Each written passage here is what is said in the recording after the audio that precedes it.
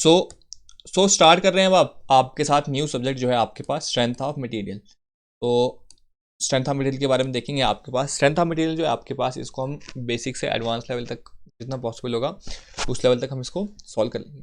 और video continue करने से पहले मैं बता दूँ, हमारा टेलीग्राम ग्रुप है, उसका लिंक मैं आपको डिस्क्रिप्शन बॉक्स और कमेंट सेक्शन में पिन करके दे दूंगा। आप उसको भी ज्वाइन कर सकते हो। वहाँ पे हम क्विज़ वगैरह जो है वो शेयर करते रहते हैं और आपकी जो भी डाउट होगी वहाँ पे आपकी क्लियर हो जाएगी। तो सबसे पहले देखो, आपके पास सब्जेक्ट स्ट्रेंथ ऑफ मटेरियल है। इस सब्जेक्ट को जो है आप सॉलिड मैकेनिक्स के नाम से भी जानते होंगे। कहीं कहीं भी इसका नाम जो होता है, बुक का नाम सॉलिड मैकेनिक्स होता है। स्ट्रेंथ ऑफ मटेरियल को हम सॉलिड मैकेनिक्स भी बोलते हैं। उसके बाद इसको आप मैकेनिक्स ऑफ सॉलिड भी बोल सकते हो। तो mechanics of solids, mechanics of solids आ गया। नेक्स्ट आ जाता है आपके पास, इसी सब्जेक्ट को आप मैकेनिक्स ऑफ मटेरियल भी बोल सकते हो। तो लिख लेते हैं आपके पास मैकेनिक्स ऑफ मटेरियल। ये मैं ऐसे ही बता रहा हूँ फिलहाल कि आपको सब्जेक्ट का ओवरव्यू तो आ जाए कि आपके पास क्या क्या जो है, किस किस नाम से आपके पास इस सब्जेक्ट को हम जानते हैं। स्ट्रेंथ ऑफ मटेरियल आ गया, सॉलिड मैकेनिक्स आ गया, मैकेनिक्स ऑफ सॉलिड आ गया, मैकेनिक्स ऑफ मटेरियल आ गया, और उसी तरह से इसको मैकेनिक्स ऑफ डिफॉर्मेबल बॉडी भी बोलते हैं। अब देखो, डिफॉर्मेबल बॉडी और रिजिड बॉडी, आपके पास दो टाइप की बॉडी होती है। उनके बारे में आगे हम अच्छे से डिटेल डिस्कशन करते हैं। बट आपने देखा होगा कि जो इंजीनियरिंग मैकेनिक्स होती है उसमें आप बॉडी को क्या कंसीडर करते हो, रिजिड बॉडी कंसीडर करते हो। तो इंजीनियरिंग मैकेनिक्स में हम रिजिड बॉडी के बारे में पढ़ेंगे और स्ट्रेंथ ऑफ मटेरियल में हम डिफॉर्मेबल बॉडी के बारे में पढ़ेंगे। तो ये आपके पास बेसिक सब्जेक्ट्स के जो जो नाम है हम जिनसे इनको जानते हैं।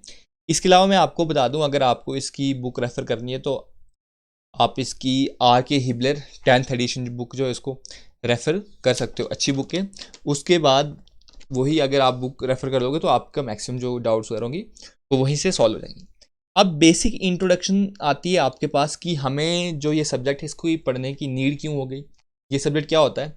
तो जैसे कि सिविल इंजीनियरिंग आपके पास है, इसमें आपको कोई भी बिल्डिंग बनाना है या कोई भी आपको स्ट्रक्चर जो है वो फॉर्म करना है, तो उसके लिए आपको क्या रिक्वायरमेंट होती है, मटेरियल की रिक्वायरमेंट होती है। तो इस सब्जेक्ट में हम मटेरियल का पूरा बिहेवियर जो होता है उसके बारे में देखते हैं आपके पास। तो वही आपके पास बेसिकली डेफिनेशन है आपके पास कि it is the branch of science which deals with study of behaviour of material when it's subjected to external loading. अब ये एक्सटर्नल लोडिंग क्या आता है आपके पास, लोड जो होता है आपके पास in the form of force भी होता है और in the form of movement भी होता है।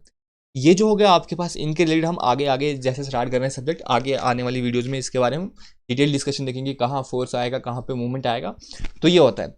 तो मैंने आपको बता दिया, अगर आपको बिल्डिंग ही बनाना है तो बिल्डिंग आपके पास क्या होगी, डिफ्लेक्शन कितनी आएगी बिल्डिंग में, क्या क्या आपके पास वेरियस कंपोनेंट्स होंगे, तो उनकी हमें इंफॉर्मेशन कौन देगा आपके पास, यही सब्जेक्ट जो हमारे पास स्ट्रेंथ ऑफ मटेरियल सब्जेक्ट है। अब देखो, ये सब्जेक्ट जो आता है आपके पास स्ट्रक्चरल इंजीनियरिंग की कैटेगरी के अंडर आता है। तो स्ट्रक्चरल इंजीनियरिंग को हम दो टाइप में क्लासीफाई करते हैं, एक तो एनालिसिस करेंगे हम सब्जेक्ट में, और एक तो क्या करते हैं आपके पास डिज़ाइन करते हैं। अब आपको पता है एनालिसिस जो हम करेंगे, हम किस में करेंगे, एनालिसिस करेंगे हम स्ट्रेंथ ऑफ मटेरियल आ गया, स्ट्रक्चरल एनालिसिस आ गया, और जो हम डिज़ाइन करेंगे वो कौन से सब्जेक्ट में करेंगे, रेनफोर्स सीमेंट कंक्रीट आ गया, प्रीस्ट्रेस कंक्रीट आ गया, और उसके बाद डिज़ाइन ऑफ स्टील स्ट्रक्चर्स आ गया। तो इन सब्जेक्ट में हम क्या करेंगे, डिज़ाइन करेंगे स्ट्रक्चर इंजीनियरिंग को। तो बेसिक क्यों हमें रिक्वायरमेंट है आपके पास सिविल इंजीनियरिंग में स्ट्रेंथ ऑफ मटेरियल पढ़ने की। आप देखोगे कि स्ट्रेंथ ऑफ मटेरियल जो है आपके पास मैकेनिकल वाले भी पढ़ते हैं, बट सिविल में क्यों इसकी नीड है। अगर जो भी सब्जेक्ट आप पढ़ रहे हो उसका आपको बेसिक ओवरव्यू होना चाहिए कि इसकी हमें नीड क्यों है। इसकी नीड हमें इसलिए है कि आपके पास कोई भी आप स्ट्रक्चर जो है वो बिल्ड करोगे, उसके लिए आपको किसकी रिक्वायरमेंट होती है, मटेरियल से ही तो आपके पास वो बिल्डअप होगा। अब मटेरियल है तो मटेरियल की हमें डिफरेंट डिफरेंट प्रॉपर्टीज़ का क्या होना चाहिए, पता होना चाहिए, उसका बिहेवियर क्या है, कब वो आपके पास फेल्ड हो रहा है, कितनी वो डिफ्लेक्शन दे रहा है। तो अगर आपको मटेरियल के बारे में पता होगा तो अभी तो आप बिल्डिंग के बारे में बता सकते हो कि कितना ये लोड बेयर कर सकती है, क्या क्या आप कंपोनेंट इसमें यूज़ कर लोगे। अगर आपको मटेरियल के बिहेवियर के बारे में नहीं पता तो आप जो है वो अच्छे से तरह से उसको डिज़ाइन वगैरह नहीं कर सकते। इसीलिए हमें स्ट्रेंथ ऑफ मटेरियल पढ़ने की ज़रूरत है। अब यहाँ पे आ जाती है आपके पास क्लासिफिकेशन बॉडी की। तो अब मैंने जैसे आपको बताया आपके पास बॉडी जो होती है वो दो टाइप की होती है। सबसे पहले आ जाती है आपके पास रिजिड बॉडी, और सेकंड जो आती है आपके पास वो आती है आपके पास डिफॉर्मेबल बॉडी। सो जो हम आपके पास सोम में आपके साथ हम डील करेंगे वो हम किस बॉडी के साथ डील करेंगे, डिफॉर्मेबल बॉडी के साथ डील करेंगे।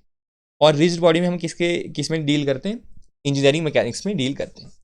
अब देखो मैं आपको बेसिक ओवरव्यू दे देता हूँ आपके पास रिजिड बॉडी और डिफॉर्मेबल बॉडी क्या होता है।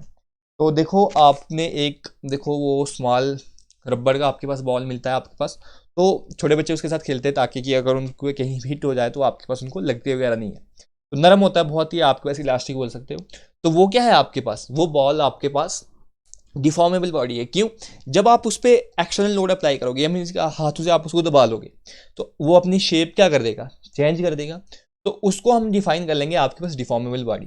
और रिजिड बॉडी क्या आ जाती है, अब आपने कोई पत्थर ले लिया आपने पास, ठीक है, अब आप इसमें अपने हाथों में से को प्रेस करने की ट्राई कर रहे हो, तो क्या ये प्रेस हो पाएगा आपसे? अगर मान लीजिए ये सॉलिड है आपके पास, तो आपके लोड से ये क्या हो रहा है, ये आपके पास इसकी कोई भी शेप और साइज जो इसमें चेंज नहीं हो रहा। हाथों से बोल रहा हूं मैं, अगर अब आप थोड़े से मारोगे तो आपके पास इसका शेप एंड साइज तो चेंज हो जाएगा, बट आप हाथों से प्रेस कर रहे हो, इसके पत्थर है आपके पास।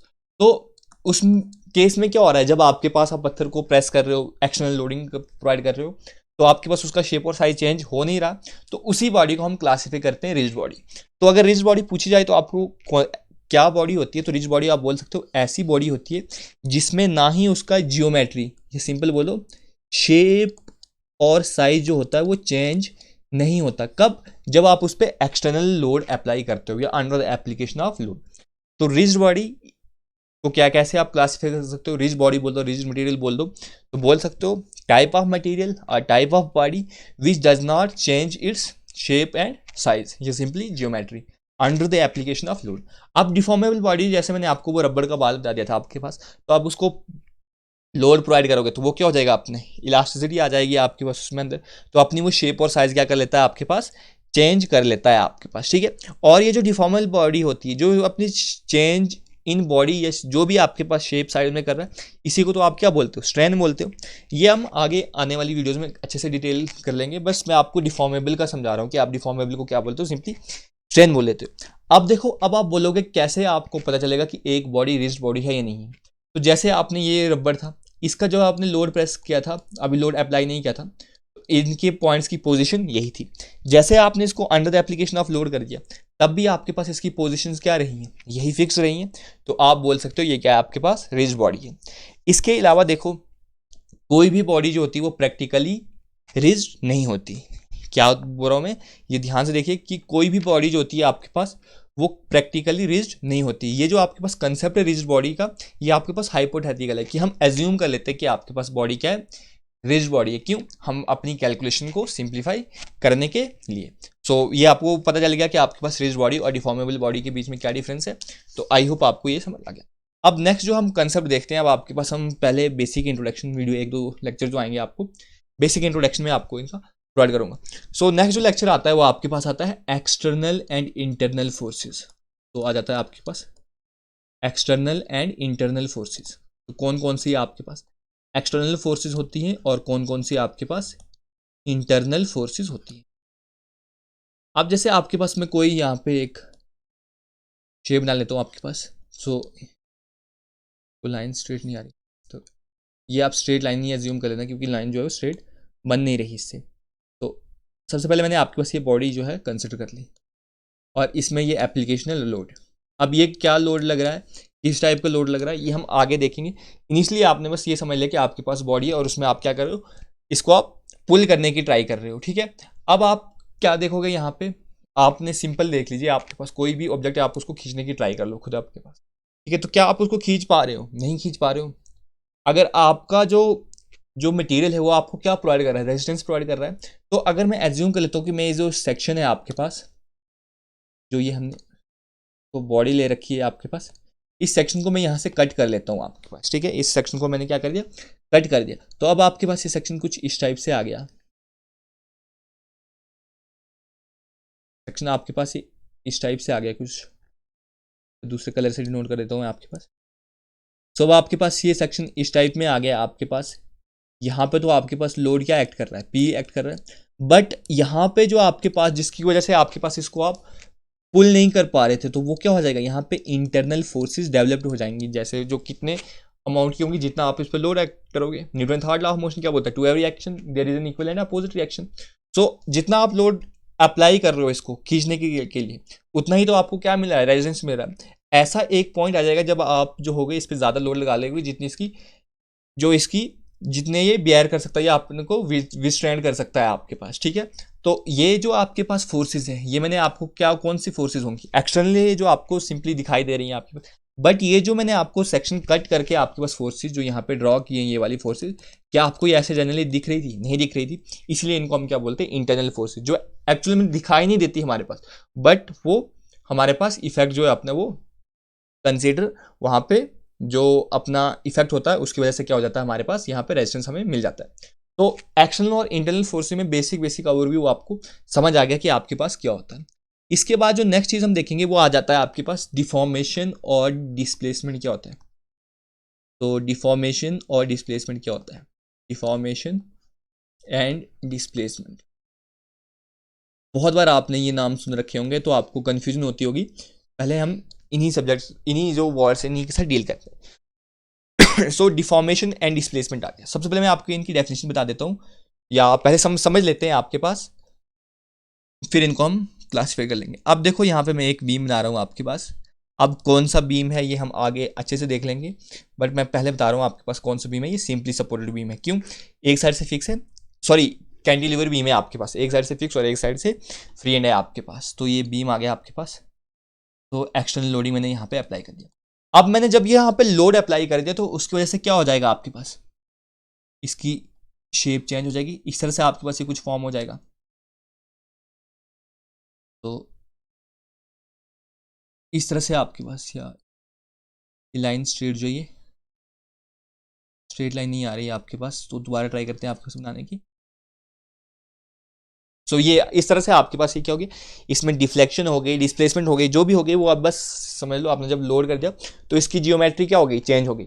अब देखो यहाँ पे आ जाता है आपके पास दो वर्ड्स जो मैंने आपको कहा, डिस्प्लेसमेंट और डिफॉर्मेशन।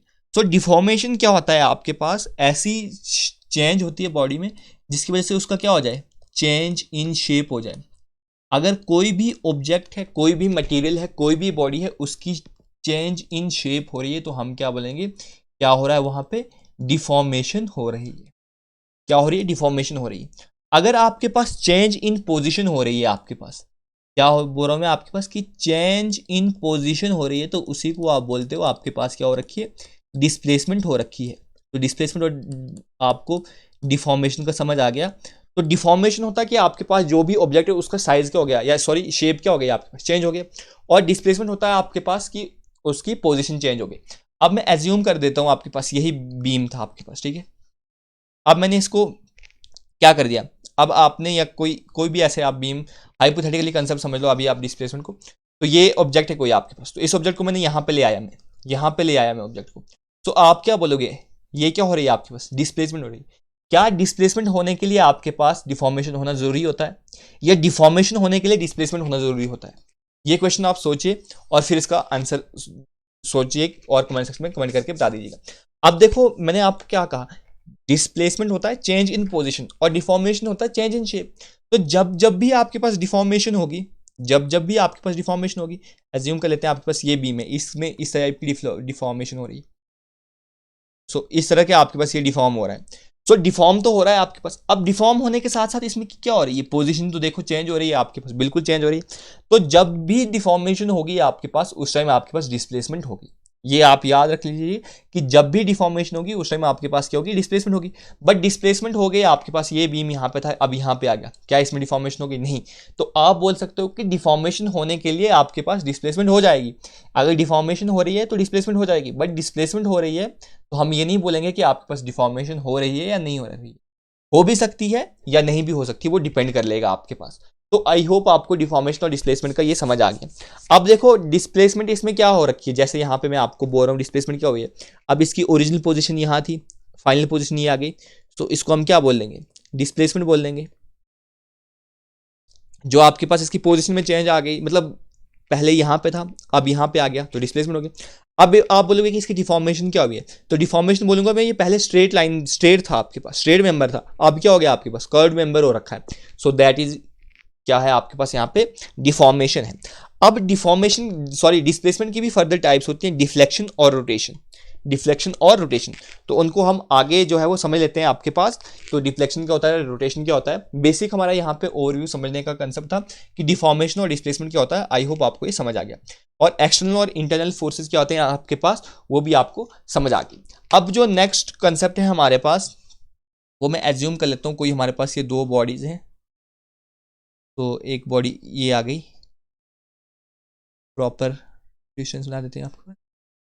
तो ये बॉडी आपके पास इलास्टिक बॉडी है, ठीक है। क्या बॉडी है आपके पास, इलास्टिक बॉडी है। और इसी बॉडी पे मैंने जब कोई लोड अप्लाई कर दिया आपके पास, तो अब ये बॉडी यहाँ पे पहुंच गई आपके पास। तो देखो बॉडी पे मैंने लोड लगा लिया आपके पास, बॉडी की क्या हो गई, पोजीशन चेंज हुई। क्या बॉडी का शेप चेंज हुआ, नहीं हो रखा। सो आप बोलोगे ये क्या हो रखा है यहाँ पे, तो this is termed as displacement. तो ये क्या हो रखी है आपके पास, डिस्प्लेसमेंट हो गई। ये इनिशियल पोजीशन थी, ये अब आपके पास क्या आ गई, फाइनल पोजीशन। तो यहाँ पे भी लोड पी जो है वो एक्ट कर रहा है। अब देखो जब कभी भी आपके पास बॉडी इलास्टिक हो, बॉडी क्या हो, इलास्टिक हो, उस पर लोड एक्ट कर रहा, और सिर्फ आपके पास क्या हो, डिस्प्लेसमेंट हो, नो डिफॉर्मेशन। ये आप यहां पे चीज याद रखिए। आपके पास पहला पॉइंट, बॉडी आपके पास क्या हो, इलास्टिक बॉडी हो, इलास्टिक बॉडी हो। उसके बाद आपके पास ओनली डिस्प्लेसमेंट हो। अगर रिजिड बॉडी हो तो उसमें भी कोई इश्यू नहीं है, बट इलास्टिक हो या रिजिड हो, मैं अभी यहां पे आपको इलास्टिक बॉडी के कंसेप्ट समझा रहा हूं। इवन लिख लेते हैं, इवन इलास्टिक बॉडी है। अगर आपके पास इलास्टिक बॉडी हो या रिजिड बॉडी हो, कोई भी बॉडी हो सकती है, और सिर्फ डिस्प्लेसमेंट हो आपके पास, सिर्फ डिस्प्लेसमेंट हो under the application of load, that is defined as, उसको क्या बोलते हैं हम आपके पास, इस कंसेप्ट को हम बोलते हैं रिजिड बॉडी मूवमेंट। तो इसी को आपको रिजिड बॉडी मूवमेंट बोल देते हैं। ये आपको एमसीक्यू बना के दे सकता है कि रिजिड बॉडी मूवमेंट में क्या होता है आपके पास, ओनली डिस्प्लेसमेंट, ओनली डिफ्लेक्शन दे देगा, ओनली डिफॉर्मेशन बोल देगा, या ऑल ऑफ दीज दे देगा। तो रिजिड बॉडी मूवमेंट में आपको ये याद रखना है कि रिजिड बॉडी मूवमेंट में आपके पास क्या होता है, सिर्फ आपके पास डिस्प्लेसमेंट होती है। तो ये आपको समझ आ गया कि अगर आपके पास कोई एक बॉडी है, उस पर आप बॉडी चाहे इलास्टिक हो या रिजिड बॉडी हो, वो under the application of load है, उसने कुछ अपनी क्या कर दी, पोजीशन चेंज कर ली, तो मतलब आपके पास क्या हो गया, डिस्प्लेसमेंट हो गया। तो under the application of load, even if a deformation body change its position, only position not its shape and size, that type of movement is defined as rigid body movement. इसी को आप क्या बोलते हो, rigid body movement बोलते हो। यहाँ पे क्या होता है, आपके पास कोई भी डिफॉर्मेशन नहीं होती। ये बेसिक बेसिक कंसेप्ट है, आपको अगर आते होंगे तो आप वीडियो जो है वो स्किप भी कर सकते हो। तो नेक्स्ट कंसेप्ट अब हम समझते हैं आपके पास मूवमेंट एंड डिफॉर्मेशन क्या होता है आपके पास। मूवमेंट क्या होता है आपके पास और डिफॉर्मेशन क्या होता है आपके पास।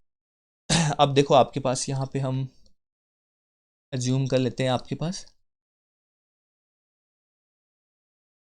ये कोई स्ट्रक्चरल मेंबर है आपके पास, और इस पे लोड जो है वो एक्ट कर रहा है पी, ठीक है। तो इसकी वजह से इसकी शेप में क्या होगी, चेंज हो गई। सो इसको क्या बोलोगे आप, this is defined as deformation. क्यों, क्योंकि इसकी शेप या स्ट्रक्चर क्या हो गया, चेंज हो गया। सो अब यहाँ पे मैं आपको एक और बॉडी जो है वो बना के दिखा देता हूँ। ये है आपके पास, ठीक है, और इसको मैं लोड इस पॉइंट पे एक्ट कर रहा है आपके पास। तो जैसे आपके पास लोड लग गया आपके पास, तो ये जो मैं ग्रीन कलर के साथ बना के शो कर रहा हूँ, ये आपके पास क्या हो रहा है, इसका न्यू पोजीशन है। तो लोड लगा लिया आपके पास, तो आपके पास क्या आ गया इसका, यहाँ पे इसको इस तरह से स्पोर्ट्स जो है बना देते हैं आपके पास, ताकि आपको कन्फ्यूजन ना हो। बस ये अभी मैं आपको समझाने की ट्राई कर रहा हूँ। अभी हम कोई एक्चुअल जो वो स्ट्रेंथ ऑफ मटेरियल हमने स्टार्ट नहीं किया, बस आपको जो बेसिक बेसिक कंसेप्ट है वो मैं आपको समझाने की ट्राई कर रहा हूँ। तो सबसे पहले आपके पास एक मेंबर था, उस पर मैंने लोड अप्लाई कर दिया, तो उसकी शेप क्या हो गई, चेंज हो गई। तो आप सिंपली बोल सकते हो क्या हो रही है आपके पास, डिफॉर्मेशन। अब दूसरा मेंबर है, तो उस पर मैंने क्या, कौन सा लोड एक्ट कर दिया आपके पास, हॉरिजॉन्टली लोड एक्ट कर दिया, तो इसकी पोजीशन क्या हो गई, चेंज हो गई। तो ये जो पोजीशन चेंज हो रही है, इसी को आप क्या बोलोगे, मूवमेंट हो रही है आपके पास, इनिशियल से फाइनल में आ गई। So this is term as your movement, ठीक है। ये साथ भी हो सकती है, ठीक है, इसको आप साथ में भी आप जो है वो एज्यूम करके बना सकते हो, ऐसे बना लेना, बाद में पोजीशन चेंज करके, और इसकी डिफॉर्मेशन भी शो कर सकते हो। तो आप बोल सकते हो कि डिफॉर्मेशन प्लस मूवमेंट एक ही इंस्टेंट पे आपके पास हो रही है। सो अब नेक्स्ट जो कंसेप्ट आपको समझने का है वो है आपके पास translation versus rotation, translation versus rotation. So translation क्या होता है, तो आपने बचपन से पढ़ा होगा ट्रांसलेशन मोशन। तो ट्रांसलेशन मोशन क्या होता है, आपके पास जो भी कभी आपके पास कोई एक ऑब्जेक्ट जो होती है या कोई बॉडी जो है आपके पास स्ट्रेट लाइन में मूवमेंट करती है, तो उसको हम क्या बोलते हैं, ट्रांसलेशन बोलते हैं। तो आप लिख सकते हो straight line movement in any direction, in any direction, तो उसको क्या बोलते हो आप, ट्रांसलेशन बोलते हो।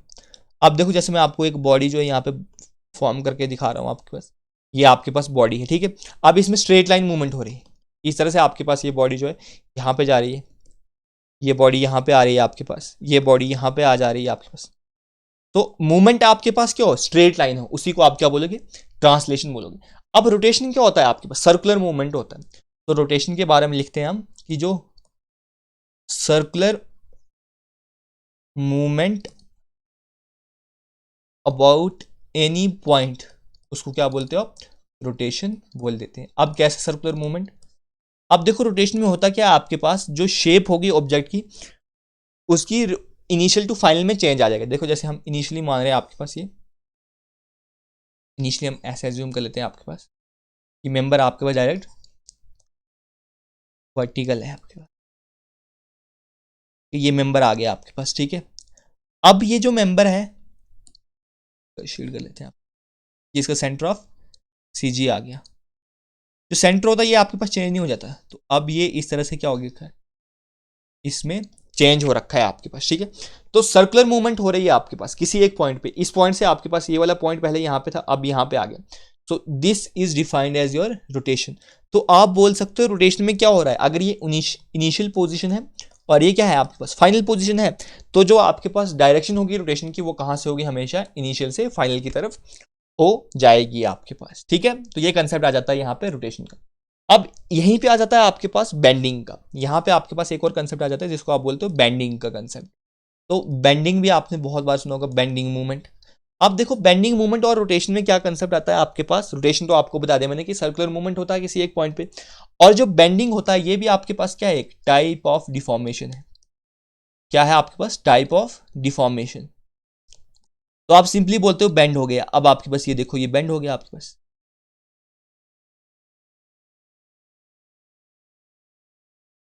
इस तरह से आ गया आपके पास, ये बेंडिंग उन्हें अच्छे से यहाँ पे शो जो हो नहीं रही है यहाँ पे, तो इस तरह से मैंने आपको शो कर दिया, ये क्या हो रही है आपके पास, बेंडिंग हो रही है, ठीक है। अब यहाँ पे बेंडिंग में सैगिंग मूवमेंट, हॉगिंग मूवमेंट, वो क्या होता है वो हम आगे देख लेंगे, बट यहाँ पे आप बोल सकते हो बेंडिंग। अब आप बोलोगे कि बेंडिंग आप डिफॉर्मेशन की कैसे टाइप हो गई, तो आप देख रहे हो कि इसकी पोजिशन क्या हो रही है, चेंज हो रही है, that is type of deformation. अब जो होता है आपके पास, अगर कोई ऑब्जेक्ट रोटेट हो रही है आपके पास, कोई ऑब्जेक्ट रोटेट हो रही है, तो क्या आप बोल सकते हो वहाँ पे बेंडिंग हो रही है, या बेंडिंग हो रही है तो ऑब्जेक्ट रोटेट हो रही है, तो यहाँ पे ये कुछ कंसेप्ट बन जाते हैं। तो ये आप सोचिएगा और फिर कमेंट सेक्शन में कमेंट करके बता दीजिएगा, ठीक है, कि अगर कोई ऑब्जेक्ट रोटेट हो रही है तो क्या वहाँ पे बेंडिंग होगी, या बेंड हो रही है आपके पास कोई ऑब्जेक्ट तो क्या वो रोटेट होगी। ये आपके साथ मेरा क्वेश्चन रहा, ये आप कमेंट सेक्शन में कमेंट करके बता दीजिएगा। तो आई होप अगर आप इस तरह से कंसेप्ट को लिंक करके समझोगे तो आपको ज़्यादा समझ आ जाएगी। अभी तक हमने देखा इंटरनल फोर्स, एक्सटर्नल फोर्सेस क्या होता है, तो वो आपको समझ आ गया कि जो हमें रेजिस्टेंस प्रोवाइड ऑफर कर रही है आपके पास, वो क्या आ गया आपके पास, इंटरनल फोर्स, और जो हमें दिखाई नहीं देती जनरली। डिफॉर्मेशन क्या होता है आपके पास, कि जो शेप में चेंज हो रहा है उसको हम डिफॉर्मेशन बोलेंगे। डिस्प्लेसमेंट बोलते हैं हम कि पोजिशन में चेंज आ रहा है आपके पास। अगर आपके पास कोई इलास्टिक बॉडी है, इलास्टिक बॉडी है या रिजिड बॉडी है, या सिंपली हम मान लो कि अभी तो हमारे पास इलास्टिक बॉडी है, उसमें हम लोड अप्लाई कर रहे हैं, और लोड अप्लाई करने में आपके पास सिंपली वहाँ पे सिर्फ डिस्प्लेसमेंट हो रही है, कोई डिफॉर्मेशन नहीं हो रही है, तो उस टाइप के कंसेप्ट को हम बोलते हैं रिजिड बॉडी मूवमेंट। उसके बाद देखा हमने मूवमेंट और डिफॉर्मेशन का क्या होता है। तो डिफॉर्म में मतलब अपनी शेप चेंज हो गई, मूवमेंट में एक जगह से दूसरी जगह पे शिफ्ट हो गया। ट्रांसलेशन मोशन क्या होता है आपके पास, ट्रांसलेशन होता है आपके पास की movement about any straight line. तो स्ट्रेट लाइन में कहीं पे भी आपके पास वो मूवमेंट कर रहा है, आपके पास ये वाली ऑब्जेक्ट थी, डिफरेंट डिफरेंट स्ट्रेट लाइन में मूवमेंट चेंज कर लिए, तो इसको आप सिंपली क्या बोलोगे, ट्रांसलेशन मूवमेंट बोल लेंगे। तो इसको हम बोलेंगे ट्रांसलेशन मूवमेंट। इसके बाद नेक्स्ट आ जाता है हमारे पास सर्कुलर मूवमेंट, मतलब रोटेशन और बेंडिंग का कंसेप्ट आपको मैंने बता दिया। अब आ जाता है जो आपके पास नेक्स्ट कंसेप्ट आता है, ये आता है आपके पास फोर्स और एक्सियल फोर्स का। सो next concept is your force and axial force. Axial force, जो बेसिक डिफरेंस आता है फोर्स और एक्सियल फोर्स में वो क्या है, फोर्स आपके पास एक वेक्टर क्वांटिटी होती है और एक्सियल फोर्स जो आती है आपके पास स्केलर क्वांटिटी होती है। अब वेक्टर है तो इसमें क्या होगा, मैग्नीट्यूड होगा और डायरेक्शन होगा, और स्केलर है तो इसमें क्या होगा, खाली मैग्नीट्यूड होगा।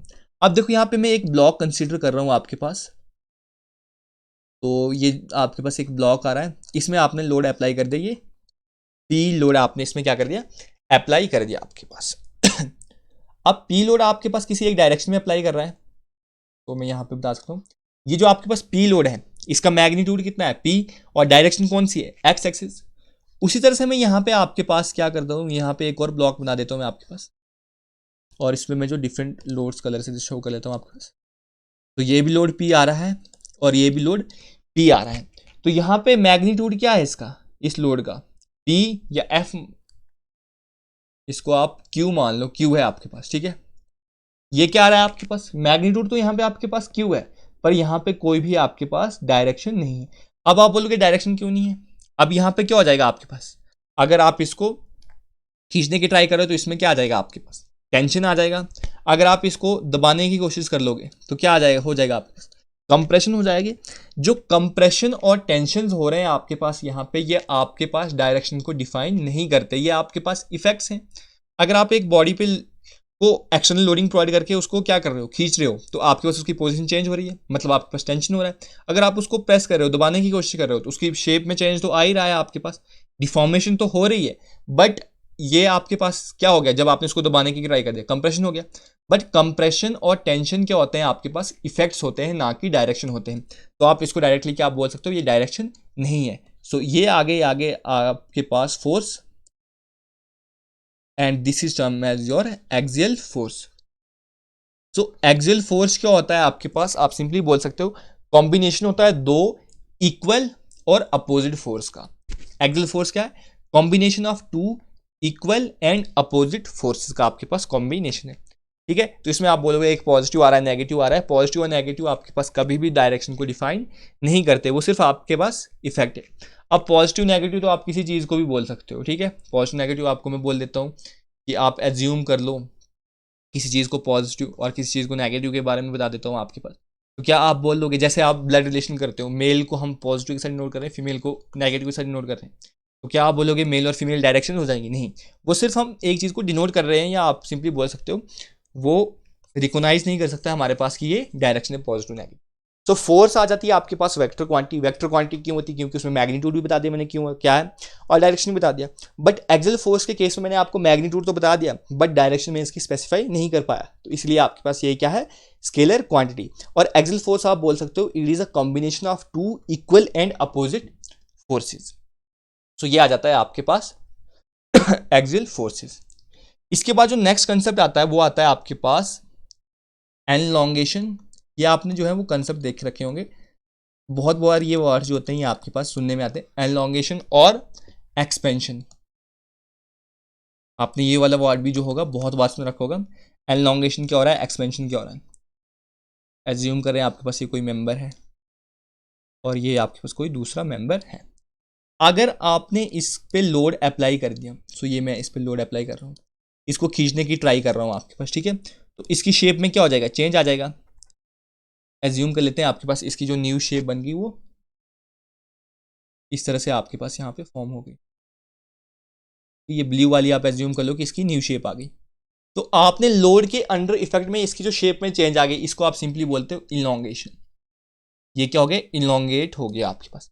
अगर आपके पास टेम्परेचर की वजह से चेंज हो रहा है आपके पास, किसकी वजह से, टेम्परेचर की वजह से चेंज हो रहा है आपके पास, तो उसको हम क्या बोलते हैं, that is termed as your expansion. सुना होगा आपने coefficient of thermal expansion of steel and concrete is same, that's why steel is used as a reinforce material in concrete. सुना है ना आपने, तो क्यों होता है वो, आपके पास उनका coefficient of thermal expansion same होता है। तो जो टेम्परेचर की वजह से उनकी चेंज आ रही है आपके पास जियोमेट्री की, उसको आप क्या बोलते हो, expansion, that is termed as expansion, ठीक है। अब यहाँ पे जो नेक्स्ट कंसेप्ट आ जाता है वो आपके पास, नेक्स्ट कंसेप्ट आ जाता है हमारे पास अब, तो नेक्स्ट कंसेप्ट हमारे पास आ जाता है इक्विलिब्रियम और स्टैटिक इक्विलिब्रियम। तो नेक्स्ट कंसेप्ट आ जाता है हमारे पास इक्विलिब्रियम क्या होता है और स्टैटिक इक्विलिब्रियम क्या होता है। तो जो इक्विलिब्रियम के बारे में जो स्टडी होती है वो आपके पास मैकेनिकल इंजीनियरिंग में होती है, और जो स्टैटिक इक्विलिब्रियम होती है वो हमारे सिविल इंजीनियरिंग में होती है। तो देखो, जब भी आप इक्विलिब्रियम बोलते हो तो सिंपली आप बोल सकते हो समेशन ऑफ ऑल फोर्सेज या net forces and movement acting on a body is zero. यही तो बोलते हो आप इक्विलिब्रियम में। तो इक्विलिब्रियम क्या है आपके पास? Net force and movement acting on a body is zero in all direction, that is known as equilibrium. So अगर मैं आपको बोलता हूं मुझे 2D प्लेन XY प्लेन में बता दो कि आपके पास कौन कौन से फोर्सेज या कौन कौन से मूवमेंट होंगे, तो आप बोलोगे directly summation of F X equals to zero, summation of F Y equals to zero, और मूवमेंट क्या लोगे आपके पास? मूवमेंट आप लोगे M Z equals to zero, क्योंकि रोटेशन आपके पास अबाउट कौन सी एक्सिस हो जाती है आपके पास?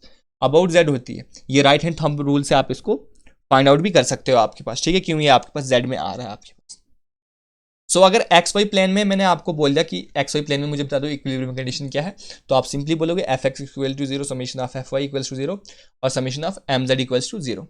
और अगर मैं 3D प्लेन में बोल देता हूँ तो सिंपली आप बोलते हो summation of F X equals to zero, summation of F Y equals to zero, summation of F Z equals to zero, summation of M X equals to zero, summation of M Y equals to zero, और summation of M Z equals to zero.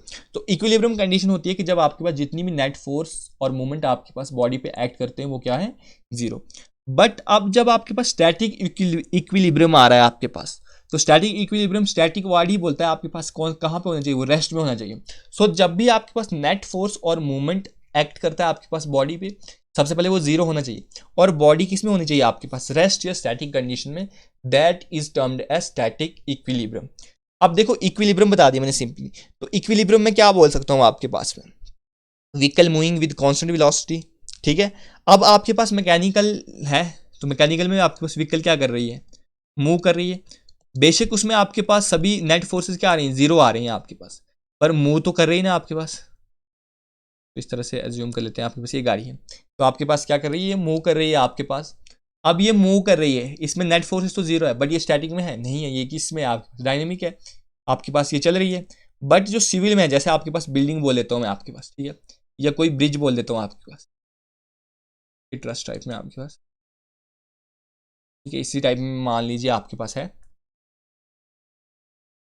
तो आपके पास क्या है? ये static में या dynamic है? ये रेस्ट पे है आपके पास। तो इसलिए आप जो सिविल इंजीनियरिंग में हम क्या कंसेप्ट यूज़ करते हैं? स्टैटिक इक्विलिब्रियम का कंसेप्ट हम यूज़ करते हैं। इसके अलावा आपने देखा होगा कि साइन कन्वेंशन जब कभी भी आपके पास एक्स एक्सिस में राइट हैंड साइड की तरफ आती है, इसको हम पॉजिटिव ले लेते हैं। वाई एक्सिस में अपवर्ड की तरफ हम पॉजिटिव ले लेते हैं आपके पास। और जब जेड एक्सिस आता है आपके पास, तो जेड एक्सिस में क्या करते हैं? हम एक्स क्रॉस वाई का क्रॉस प्रोडक्ट को हम क्या लेते हैं? पॉजिटिव ले लेते हैं। और इसकी डायरेक्शन कैसे आ जाएगी आपके पास? राइट हैंड थंब रूल से आ जाती है। अब रोटेशन देखा होगा आपने, रोटेशन तो क्लॉकवाइज एंटी क्लॉकवाइज जो रोटेशन होती है, तो मतलब अलोंग एक्सिस है आपके पास, तो आप क्या लोगे? इसको पॉजिटिव लोगे।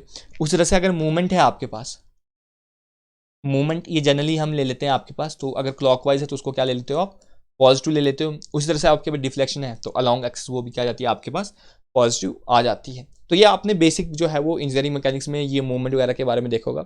अगर इंजीनियरिंग मैकेनिक्स नहीं पढ़ रखी है तो कोई इशू नहीं है, आपको उसकी जो यहाँ पे नीड नहीं है। इसके बाद आती है आपके पास free body diagram. So next concept is your free body diagram. अब क्या होता है फ्री बॉडी डायग्राम?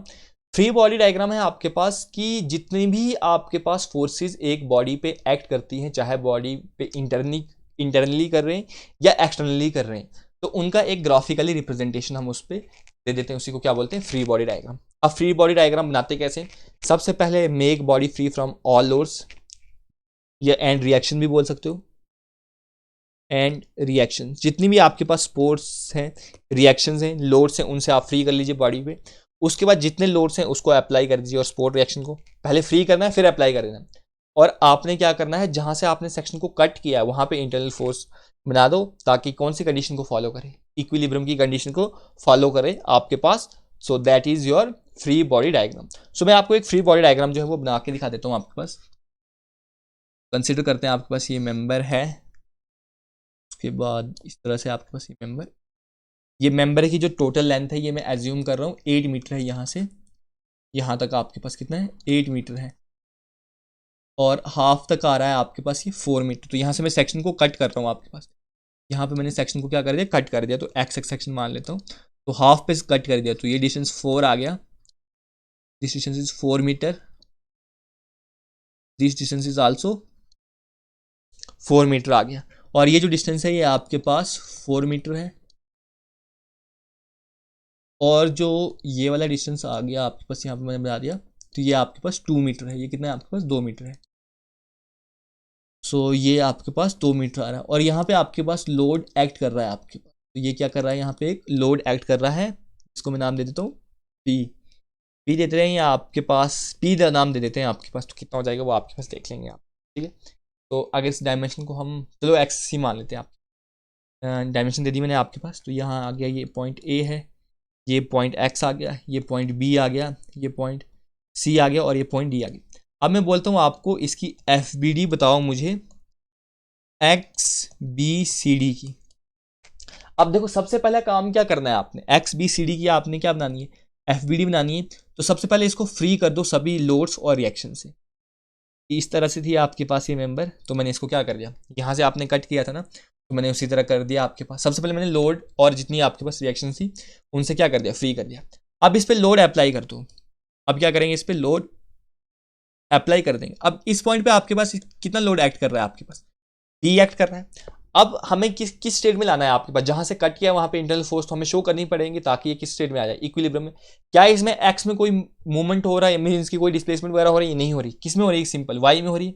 तो पी का एक्ट कर रहा है, तो यहाँ पे भी मैं कितने मैग्नीट्यूड का लोड एक्ट करवा दूंगा, पी का, ताकि आपके पास क्या आ जाएगा, ये रेस्ट में रह जाए आपके पास, इक्विलिब्रियम की कंडीशन को फॉलो कर दे। उसके बाद यहाँ पे क्या हो रहा है, मूवमेंट भी तो एक्ट कर रहा है। अब आपके पास लोड है, ये मतलब आपने कंसिडर करना ना, ये एक ही बॉडी है, तो यहाँ तक आपके पास मतलब एक ही बॉडी है। तो जब आपके पास ये लोड इस एंड पे लग रहा है, मान लो यहाँ पे लोड लग रहा है, तो ये इसको कौन से डायरेक्शन में मूव करने की ट्राई कर रहा है? क्लॉकवाइज में। तो इसमें मूवमेंट कौन सी डायरेक्शन में लग जाएगा आपके पास? एंटी क्लॉकवाइज डायरेक्शन में आपके पास मूवमेंट जो है यहाँ पे एक्ट कर लेगा। और कितना मैग्नीट्यूड कर देगा? पी। अब लेंथ कितनी है आपके पास? 2। कितनी है आपके पास? 2/4। तो डायरेक्टली बोल दोगे आप इसमें 0.5 इंटू पीक आपके पास क्या करेगा, यहाँ पे लोड ये एक्ट कर लेगा आपके पास, ठीक है। तो ये आपके पास था पूरा कंसेप्ट आपके पास। सो इस तरह से आप इसको बोल सकते हो, ठीक है। जिसे लिख लेता हूँ, दिस इज योर 0.5 पी। देखो ये मैंने क्लॉकवाइज क्यों लिया, क्योंकि आपके पास ये लोड जो एक्ट कर रहा है, ये आपके पास क्या कर रहा है, इस बॉडी को कौन सी डायरेक्शन में मूव करने की ट्राई कर रहा है आपके पास? क्लॉकवाइज में।